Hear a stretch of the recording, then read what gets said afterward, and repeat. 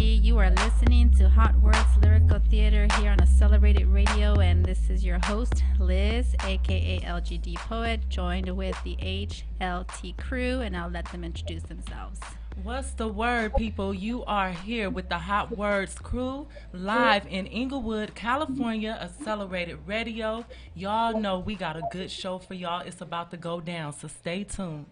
Hey family, it's your girl Alexis Faye here with the HLT crew, and we have a great show for you guys today. In fact, we do. This is how we do with the Hot Words crew. This is Gigi the storyteller, and boy, do I have a story for you. First, I want to start off with this public service announcement.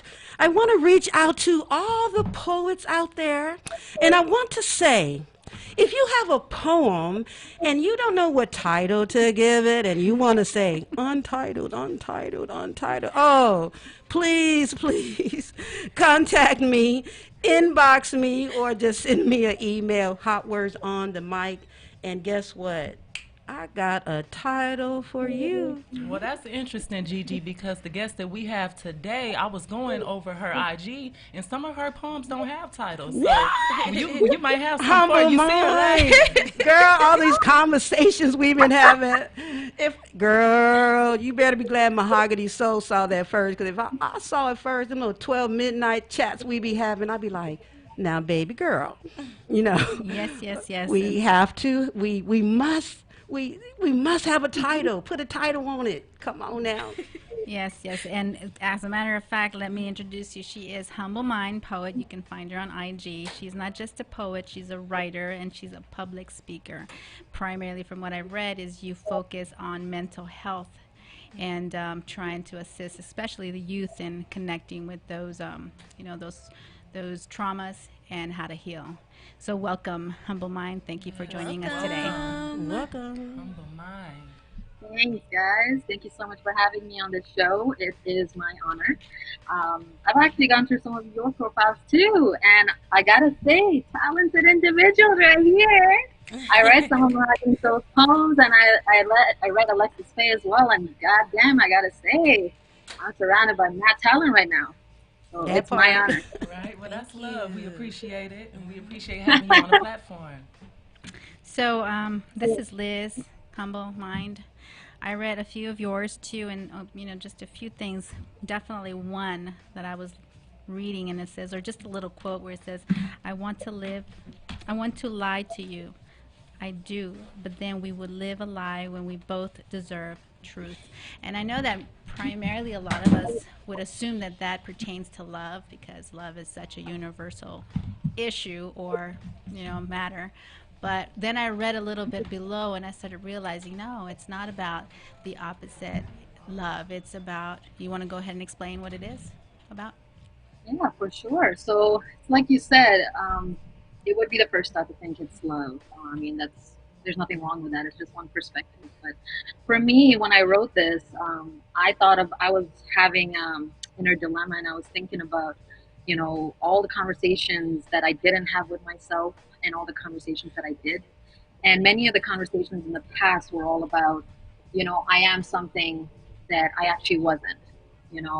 Lying to ourselves is a very, very common defense mechanisms, and it's something that we do to protect ourselves, from the truth. And sometimes the truth is too much, as we all know, like, y'all are probably like, preach. The truth can be really, really bitter, especially when it's about ourselves, especially when you've been through traumas and all these difficulties, and you don't exactly know what the truth is. So what all the lies that we tell ourselves, that I am strong, when inside we're breaking apart, or you can say I don't need love when that's all you need. There's so many things that we tell ourselves, but we don't deserve those lies. We deserve the truth.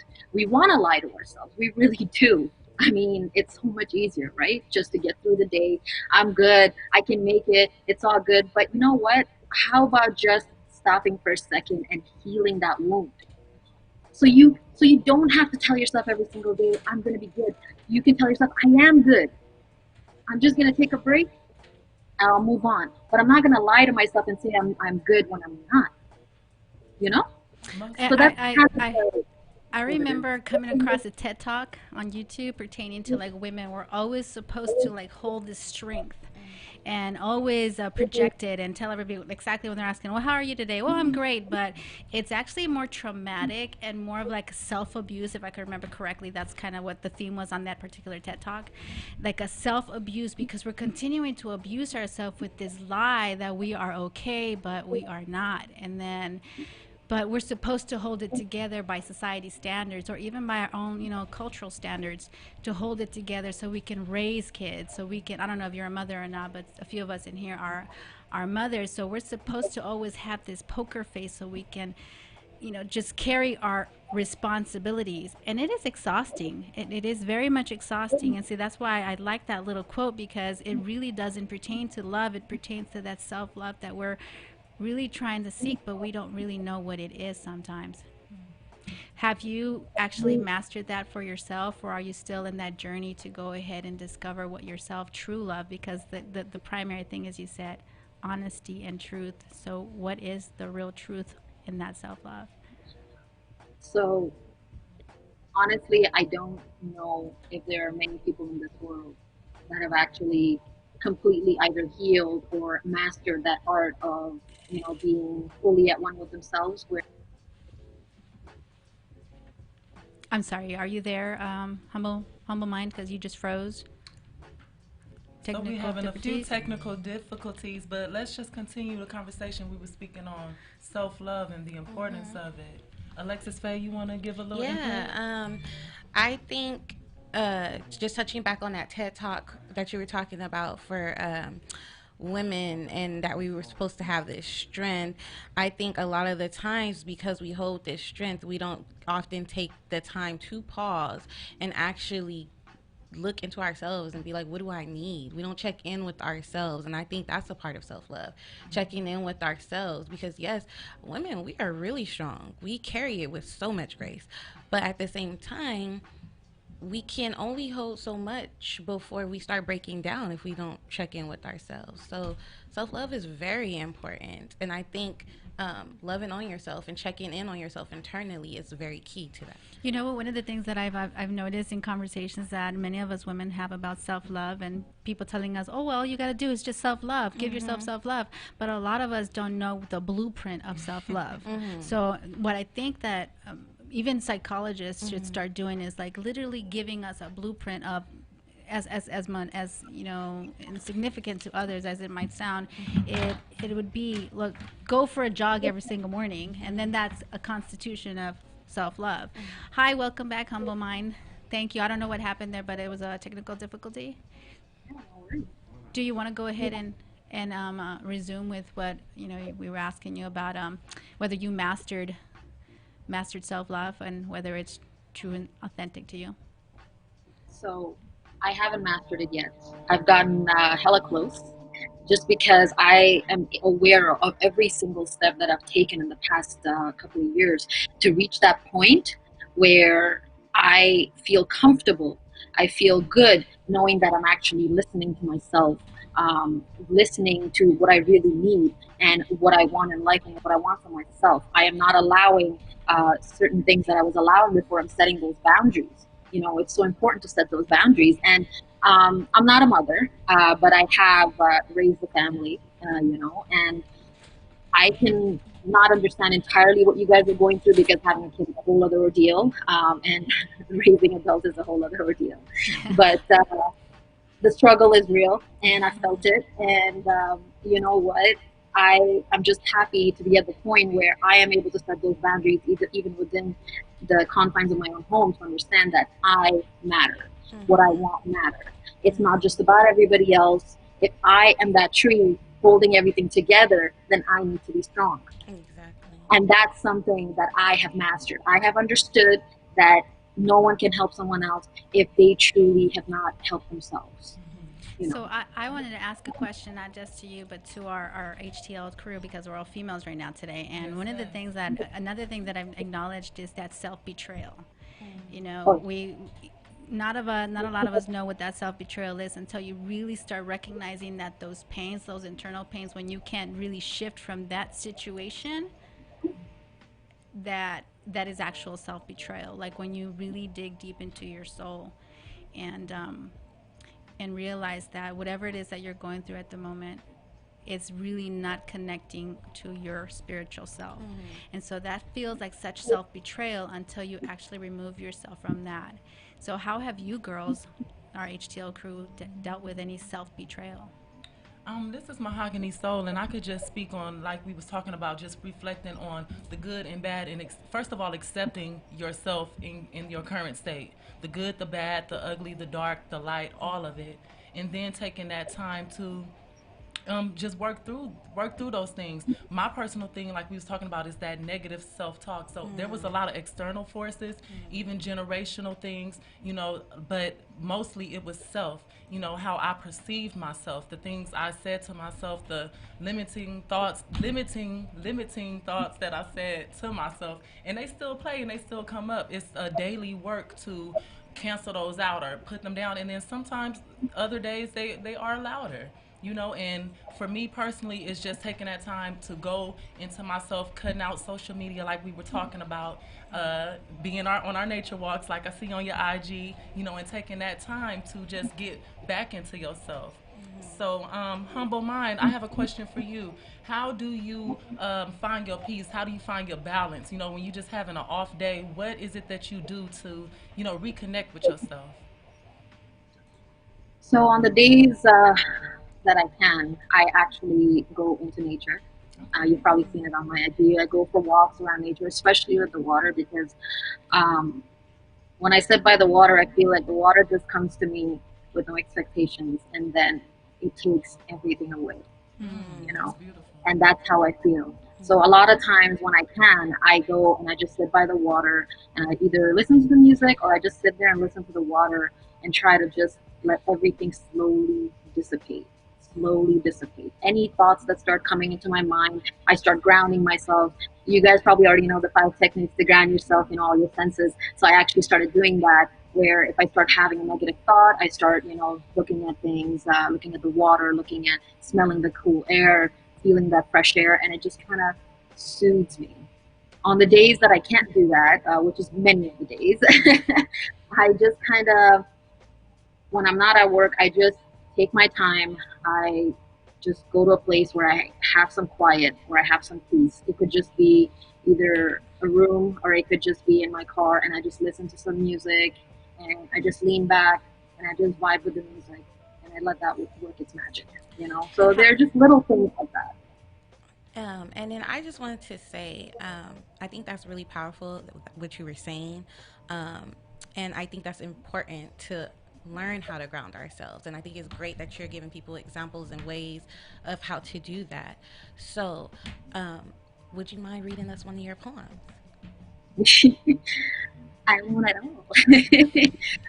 So that it's the first. It's kind of heavy. So just a trigger warning for some of y'all. But I was actually, if we were talking about titles, so you know what, y'all can throw out some titles at the end, and I'll let you know what I kind of thought was the title. But I'm not good at that because I'm a kind of a poet that I like to leave my work open to perspective. That's the only reason I don't come up with titles. So I'm gonna get back to Gigi on that. But anyways, all right. So let me just get right to that. Tell me And why. you guys are listening. Oops, go ahead. Go ahead. No, go ahead.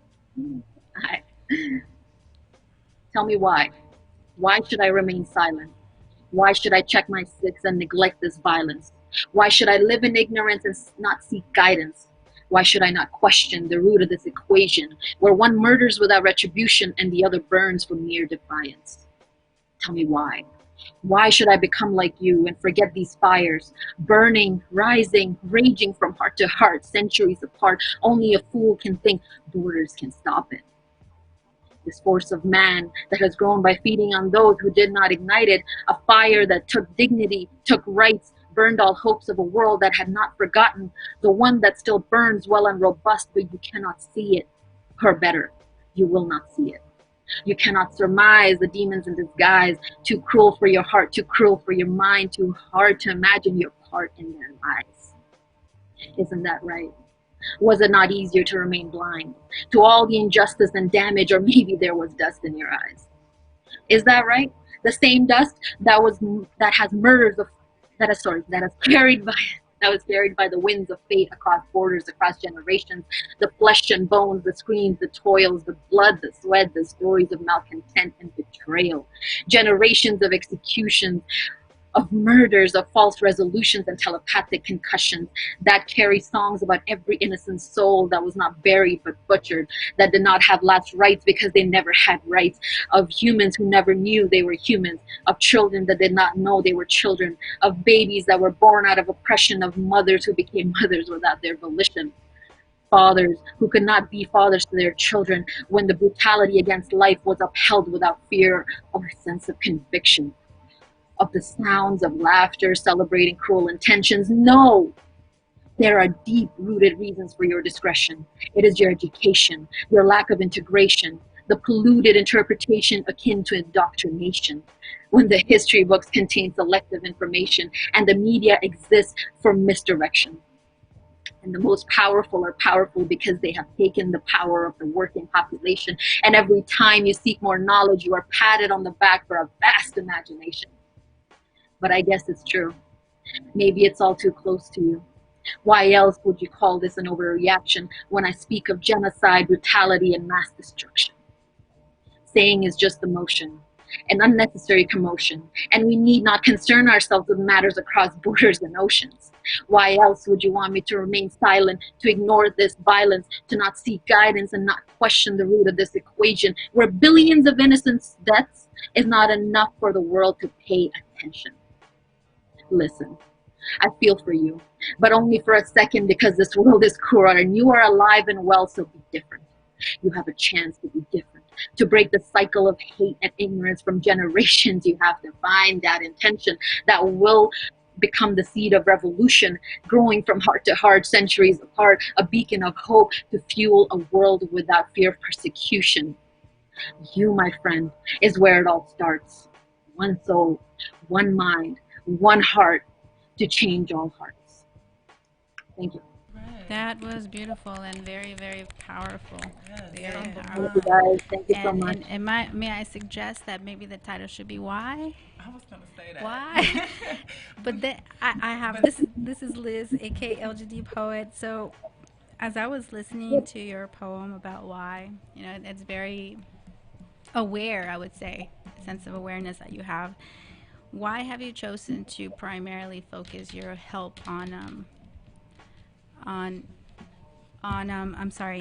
the Black community or people of color, in addition to immigrant families? Because So I I understand you're a myself, speaker. yes. So I myself am Afghan. I'm an Afghan Canadian. So for those of you who don't know, Afghans have actually gone through a lot of this similar trauma. They've been through decades of war. The country's still in sort of a mess, and their Afghan diaspora actually left a lot of families in a lot of turmoil, and it's created a lot of intergenerational pain. Now, when I wrote this piece, I actually wrote it keeping in mind everything that's going on in the world. So I knew that as soon as I'd read it, the first thought that would probably come to mind would be, the Black community, which a lot of it actually relates more to the Black community than it does to all other communities. However, when I wrote this, I was actually watching all the different clips of what's happening in Beirut, what's happening, all over the Middle East, what's happening in Africa, what's happening even in the States. And I'm Humble an Mind, I'm I'm yeah. sorry to interrupt you for a second, but No worries. keep that thought there for us. We're going to go ahead and play a track, and then you're going to go ahead and just continue explaining to us why you want to help the community. Thank you.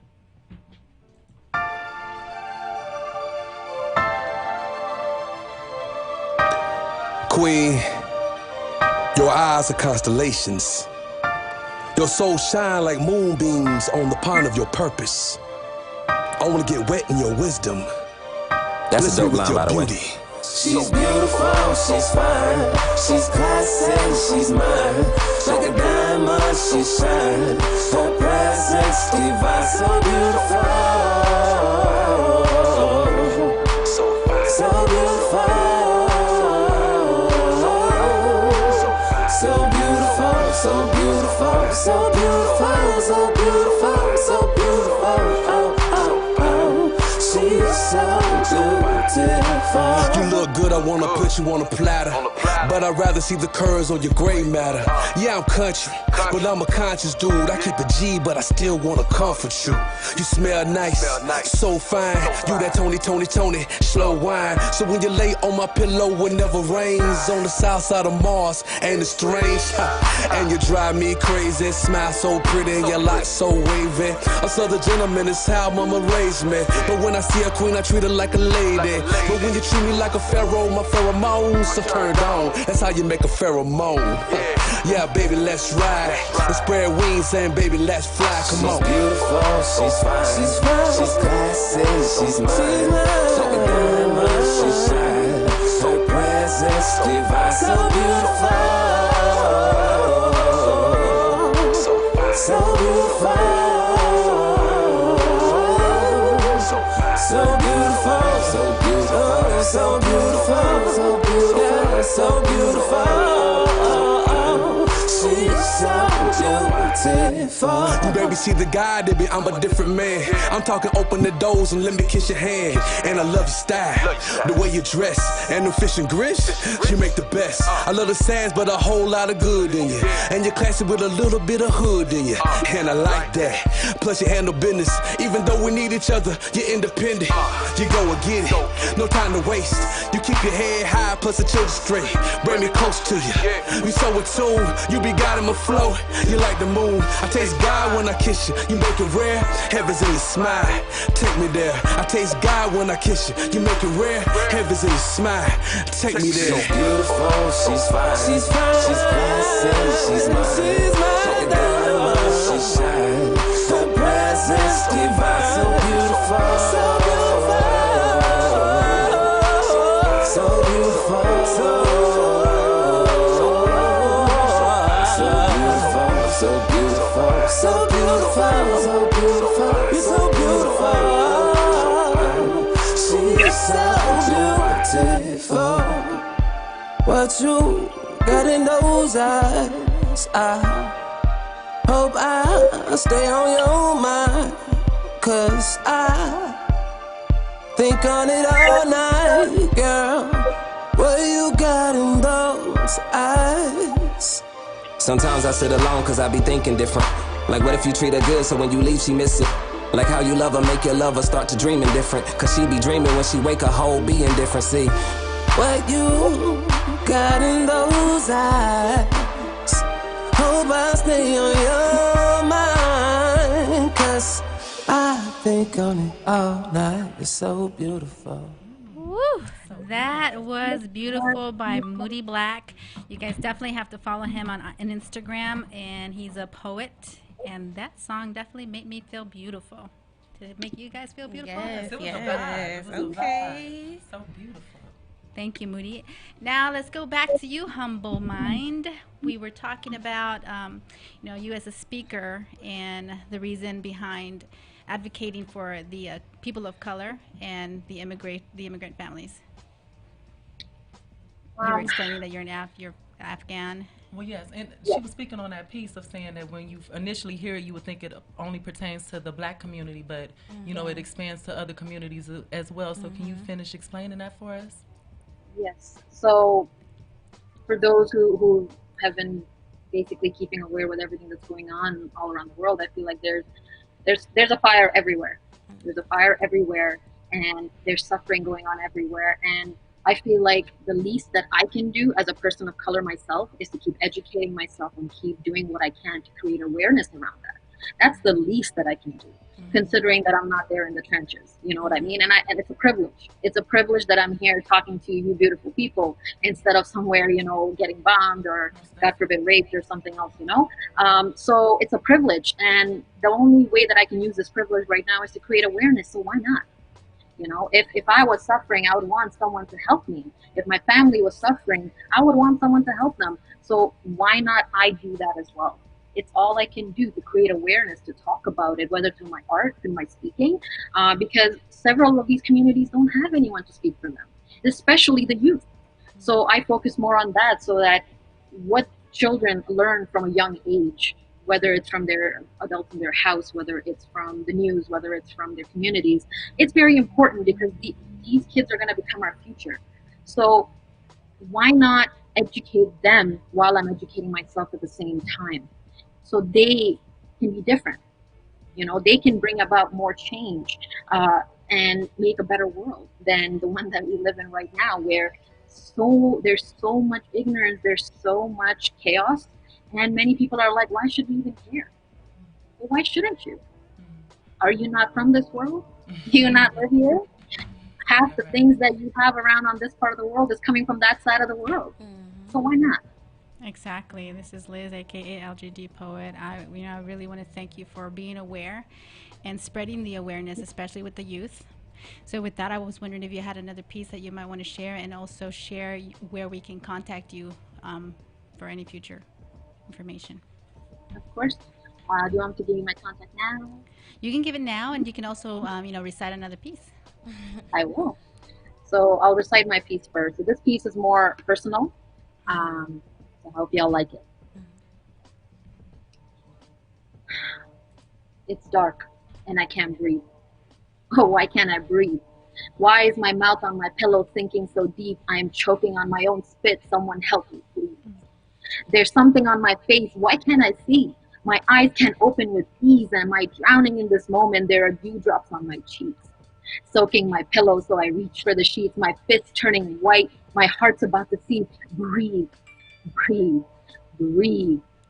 For the love of God, please. It's like a black hole forming inside of me. Wait, have I been crying? No, that cannot be. No one can see me cry. No chance, no siree. I am titanium. I am solid. A boss lady cannot be weak. Holding down worlds, I'm a warrior that is free. Free? Free. Wait, who said that? Is that supposed to be me?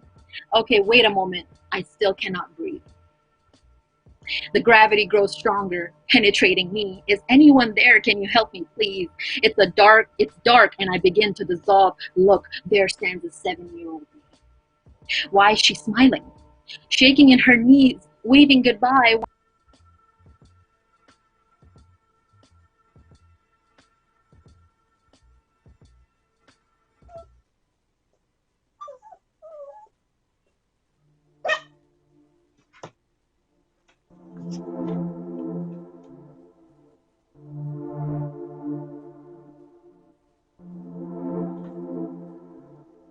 The masses can't find what they're looking for on supermarket shelves. On the 11th of March 2020, the World Health Organization declared global pandemic.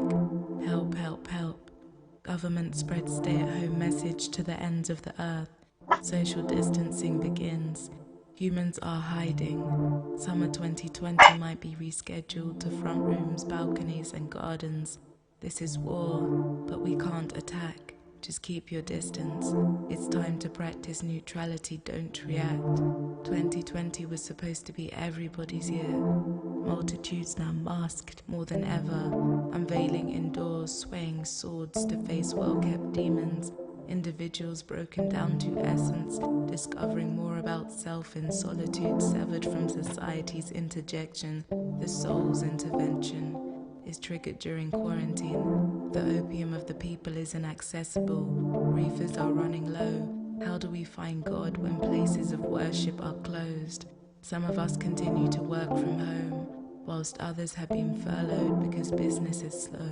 We're all stuck at home. For how long? Nobody knows. Jesus isn't here to lay hands on those inflicted. This virus is wicked. Protect your pastures. The pathogen paves its way between people and pastors. Sober minds do not perform misconduct during quarantine. In South Africa, they put a bar on booze. Meanwhile in London, there's no food left. The wine shelves are empty. It's easy to predict that alcohol would be next, but blackouts won't make us forget. Like true love swooping the chosen off their feet, we'll always remember this moment. But for some, lockdown feels more like a house party. Have you downloaded the app? The divorce rate is increasing in China. People are discovering more about their partners. There's a baby boom. Is this nature, bioterrorist or the nature of God, zoonotic virus, 5G, and Satan combined. We call on the healers, Apollo, god of music, poetry, prophecy, medicine, and light. The health workers, WhatsApp warning messages to soothe the tides that have drawn near, causing tears to fill our oceans, deep like waters taking away souls with mermaids. Feeling more tired day by day, catnaps might swoop you away. It might not all be better once you're awake, but it will all be over someday. No situation is permanent. This one is a waiting game. While some have secured lockdown bays, some conversations will remain in quarantine after our lockdown days. One day, will our neighbors offer toilet paper as a peace offering and leave some pasta on the shelves? Will there be any flour left to bake with? Our days are turning into daymares. Half an hour seems like half a week. It has become more common to command your loved ones to stay safe whilst waiting for the end of this chapter in our quarantine days. Death, taxes, and flu pandemics, all unavoidable. Self-isolated, but remember you're not in this alone. The masses can't find what they're looking for on supermarket shelves. On the 11th of March 2020, the World Health Organization declared global pandemic. Help, help, help. Call on the healers.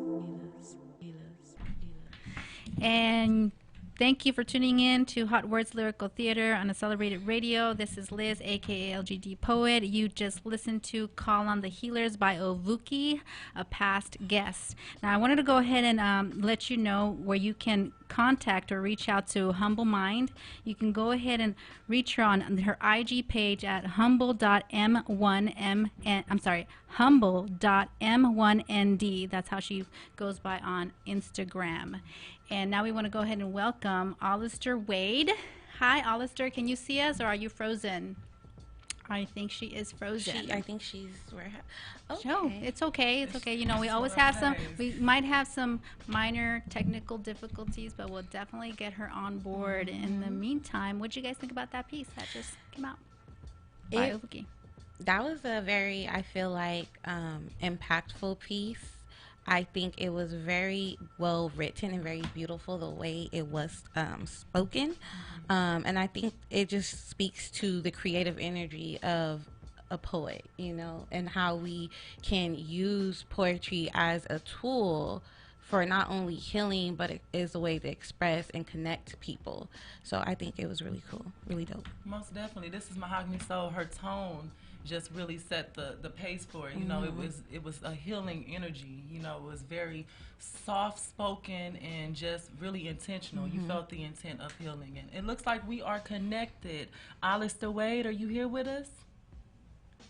Yeah, I am. Can you hear me? We can hear you. Yes. Welcome to the show. Welcome. Welcome. Thank you. Thank you for joining us. So we know that you are on Instagram and you go by non-binary. Do you want to go ahead and introduce yourself a little bit more so we can know you? Sure. I'm Alistair. I use they, them pronouns. ID is non-binary. I post spoken word stuff every week on my Instagram, which is just poems by Alistair, and I'm going to Pratt Institute for writing. Okay, nice. Yes. And who do you have in the background with you, Alistair? We hear a guest in the background. Yes, I have a small chihuahua who is displeased at being locked in the room. I love your lipstick, by the way. I just can't stop looking I know. at it. I'm looking at it. I'm like, okay, a look. Yeah, for everybody that's tuning in on YouTube, hopefully you get to see the visual. We have a blue shirt, blue everything. Love it. Yes. Very monochromatic. That's a vibe. So I was on your Instagram, and there was a recent video poem that you put up. I didn't catch the title of it, but you were talking about that we live in a universe that we don't believe is special, and everyone has their own kind of magic. And I thought when I was listening to you say and speak the poem that was very interesting and very pretty cool how you twisted that poem into being. So if you could just kind of speak on what inspires you as a writer, as a creative, and kind of like let us into your mind and world for a little bit. Sure. I A lot of my writing started when I was personally just at a very dark place in my life when I was younger. Mm-hmm. And the stuff I wrote then, honestly, is incredibly embarrassing. I would not like want that to be seen nowadays. But because it came from the place where I think a lot of creatives get their inspiration, which is personal, like struggle and pain, Mm-hmm. I was able to continue to develop that for a long time. So even though I'm still pretty young, I feel like I've been working on this uh, kind of, I guess, experience and stuff, like gaining experience Right. uh, from that. Okay. Okay. This is Mahogany Soul. You say you're pretty young. How old are you? I'm 19. Okay, all right, you are young. Yes, you are, but there is power in the youth. Yes. Okay, so that's a wonderful age. You know, you're finding yourself, you're finding your purpose, and that's a beautiful thing. And finding your truth. And speaking on what Alexis Faye was saying, but about the poem, and speaking on the individual specialness that we all have, Yeah. and it looks like you are being an example of that, just what your mission is, how you're representing for the queer community. And you want to just give some background on that, on how you feel about being like an inspiration for that community? Sure. I have had a lot of experiences from the small town that I come from, just in general, about being a queer person. I was one of the first out queer kids in my high school, and I faced a lot of struggle with that for a very long time. And it made things difficult, and I want to make sure that other people for future generations don't have to endure that kind of struggle, basically. Yes, I mean, we all face some type of struggle in this reality. We were just speaking on that with the prior guests, struggles and traumas, and just finding a way to move through those different things. How do you feel about, I wanted to ask you a question about how do you feel about defining yourself as a sex, a male or female? I know that you said non-binary, but can you give some your perspective on that? What do you feel about that? What are your perspective on that topic? I feel like it is, for me, gender as a whole, to not even start with sex and get off topic, my apologies, but gender as a whole feels very performative. I was a theater kid, and performance, I've done a lot of it, so I know kind of what that feels like, and I realized that every time I was acting incredibly feminine for either like myself or the people around me, that didn't feel right. And after a lot of contemplation, I had to say, well, I'm not that, but I definitely don't feel like I want to perform the masculine side of things either. I don't want to drive cars fast and watch sports, I guess. And so I just kind of had to take some time and think for myself and say, well, I'm not one or the other, so I guess I will just be neither. But sex, I think, is different because you have to think about biology, which is, I guess, unfortunate for myself. I am actually working towards getting top surgery. But, I mean, when I go to the doctor, I still let them know what is going on, I guess, with my physique. if that makes any sense. Yeah. It makes a lot of sense, and I want to say first of all, I'm congratulations and very proud of you for actually coming out and being one of the first in your high school, because it takes a lot of courage to embrace who you authentically truly are at the core. So very proud of you for that.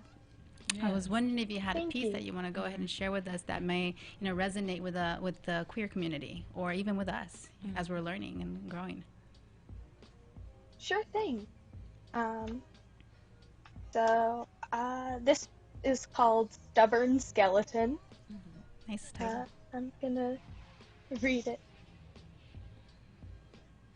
And the old man says, girls wear makeup so that men look at them. Now, I had the most makeup on in that room. I am no girl, not that he cared, but he did know I was dating a girl. And I say girl here not to infantize us, but because we were children. And I say girl because he said girl. An assumed femininity equated to vying for his attention. Remember what I said. I wore the most makeup in the whole room. And I sat right in front, so he had to look over me to see everyone else. But the old man asked every person other than me wearing makeup in that room if they did it to get their boyfriend's attention, or to get a boyfriend to start with. They all found it hard to answer. So then he'd answer for them, with what he wanted to hear. He did not address me, though. To be fair, the black lipstick may not have been the look he was implying, but the old man said girls wear makeup so that men look at them, to a room full of teenagers, because he was more focused on that than teaching us U.S. history. The fact he would not address me, the exact embodiment of the invalidation of his claims, that he was staring in the face, is something I cannot forget. I doubt it has flickered into his thoughts since, and the old man says, and the old man refuses to recognize he's wrong. And this is not surprising, but this has shaped willful ignorance into one of my greatest annoyances. I like that, especially the willful ignorance part. It does really seem like a lot of us are kind of ignorant in the way that you kind of made me see things a little bit different. We're so programmed, society is so programmed, and men are so programmed to look at women with makeup and categorize it as women. Yes. Or just femininity itself. Yeah. That was a good poem. And I think it's very powerful because it plays on a lot of different aspects. Not only are you tackling your identity as how you said he would continue to look past you and ask every other girl but you, but I also like that it plays on the fact that that it's a lot of people are aware of what they're doing and they just refuse to acknowledge it.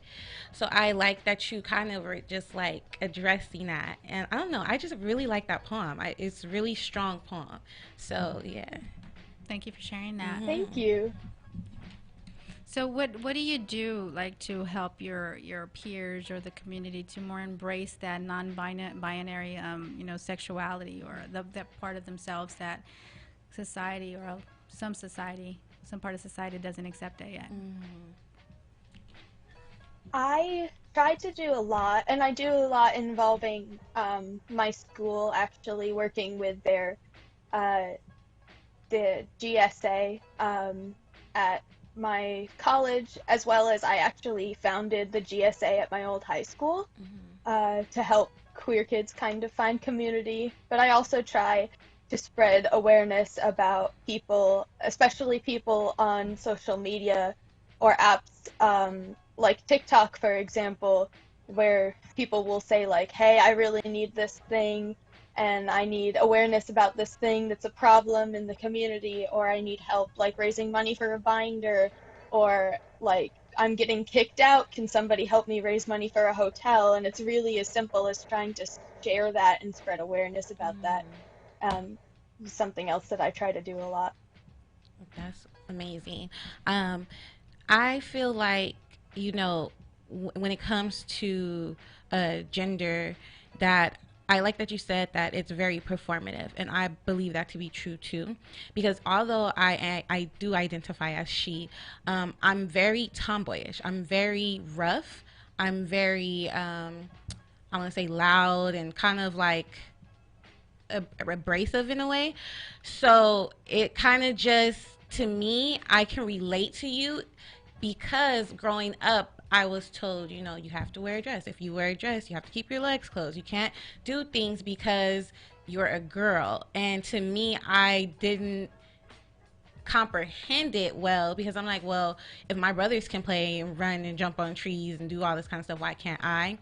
So I think that gender in a way is in a lot of ways very restricting to a lot of people because people have to force themselves to fulfill this identity or what they think or assume is this identity of femininity versus masculinity.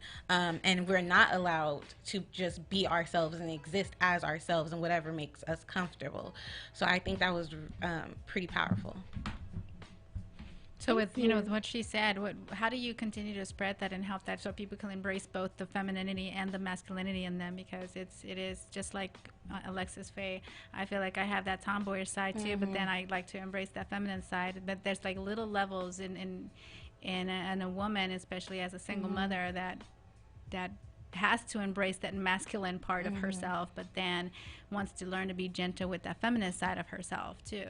And it's not just, you know, for the youth, it's like us, and at our age we struggle with the balance of both.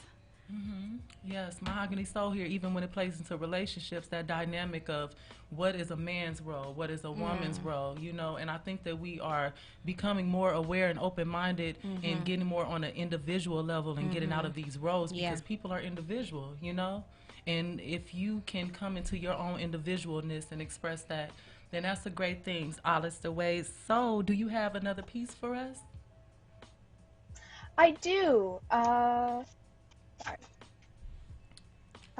This one is called Memory Lake. Okay. Hours spent dredging murky lakes just to sort through trash and decay, to find one hint of glinting treasure even after spending days scrubbing and cleaning. It always comes out hazy, and whether or not the treasure formed down in the muck 5 years or 2 weeks ago, I still can't make it unhazy. No copious amount of chemicals, hours of meditation, or hikes in nature can remove the muck. The treasure is only worth a fraction of what it could be if I could just get it clean. And people keep telling me, stop dropping it in the water, especially such dirty water. Of all the lakes, why'd you have to pick that one? If you crave dredging and sorting so much, pick a cleaner lake. Can't you just keep it out of the water? But I didn't pick the lake. All my treasure comes from this lake, and the only thing I can do is the chores demanded of me. That's the only way. The treasure was kinder once and spawned fresh on the shore, but over the years has moved deeper within, and I am envious of those who still stumble easily along it, while my hands numb in frosty muck, fumbling for anything to hang on to. The lake keeps getting more polluted, the treasure more clouded, the searcher exhausted. Sometimes it is better just to give in. I have spent so much time staring at the lake, even my current vision is hazy. I really like that because by listening to you, it's like it's not just poetry; it's like a storytelling, and the way that your voice just comes out. It's like I know that you have non-binary, but you sound like a little princess with that voice that comes out. It's very like what's that cartoon that I used to watch as a kid? Not Beauty and the Beast. Beauty and the Beast. Your voice just comes out so electrifying. Yeah, you have a very whimsical quality to it. Yeah. I like that. That was very nice. Thank you. So I just want to say that I'm very glad that you gave us your time today. I'm glad we had you on the show because I think it's important to offer these different perspectives. And I just wanted to say thank you. Thank you for your time. And then where can people find you? They can find me on Facebook or on Instagram at Poems by Alistair, as well as on TikTok at Got a Query for You. That's all of my social media. Okay, nice. And this is Mahogany Soul. Do you have any upcoming projects or anything that you're working on or anything that you're a part of at the moment? I do have one of my short stories getting released in a book in October, right around Halloween. It's a short horror story, but the press is small, so uh, the only way people can kind of purchase it is by contacting me so I can get them the information, because I have to send them to the right website for that. So will this be your first release? Yes, it is. Oh, congratulations. Exciting. 19, first release big. Yes. You got a whole life ahead of you, girl. Yes. A whole life. And it seems like you're going definitely the right way, accepting yourself, helping others, and just expressing yourself through your talent and poetry. Very good. Proud of you. Thank you. Thanks so much. All right. So that is a wrap. You can follow her at Poems by Alistair is what's coming out, or you can follow her on Facebook or Instagram. Or TikTok. Thank you again for joining us. Thank you. Thank you so much. And so, thanks for having me. And you guys are listening to Hotwordz Lyrical here, Hotwordz Lyrical Theater on a celebrated radio in the city of Inglewood, California. And coming up next will be Gigi the storyteller. This last few minutes, I want to say a Gigi story because we are constantly in this thing about that N word, right? That N word, and it should not be a battle about it. But I do want to share this story with you all. It came to my mind this morning when I was meditating when I first got up, and it was like, share this with the people. I forgot about it, and as soon as I walked back in, it was like, share this with the people. And I want to tell you, when I was 19 years old, 1979, I was living in Hawthorne. And these people, just because over a parking situation, my sister lived in the front and they lived in the back, and I had been driving all day, went to the grocery market, and then I parked in the driveway and tried to hurry up and get my groceries. And then these people who were pale-faced, Wachichu, they wanted to leave, and instead of showing respect, whatever, they honking, and they ran into my car. I called the police here, and they say that it's on private property and they cannot do anything about it.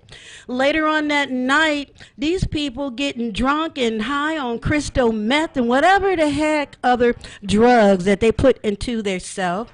So I'm chilling with my boyfriend. I'm on the phone, and the next thing I hear is, niggers, niggers, call your brothers now, call your brothers now, right? Niggers!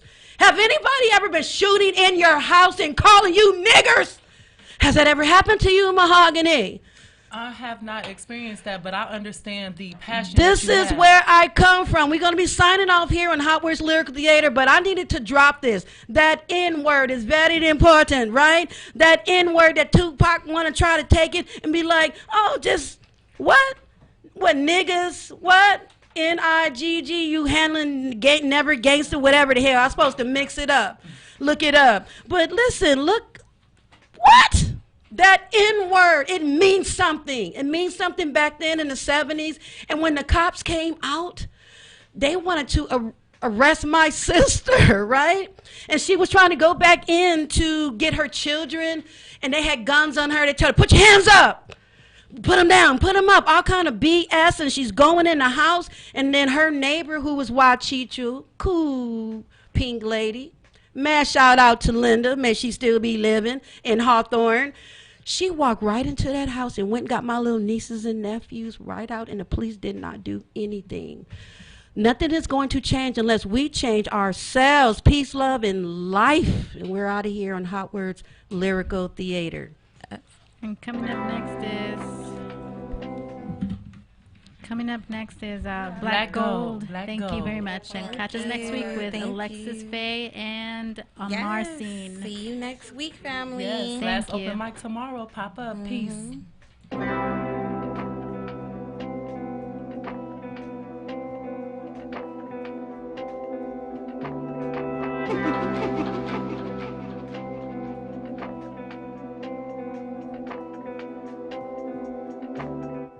give me a beat so I can scream.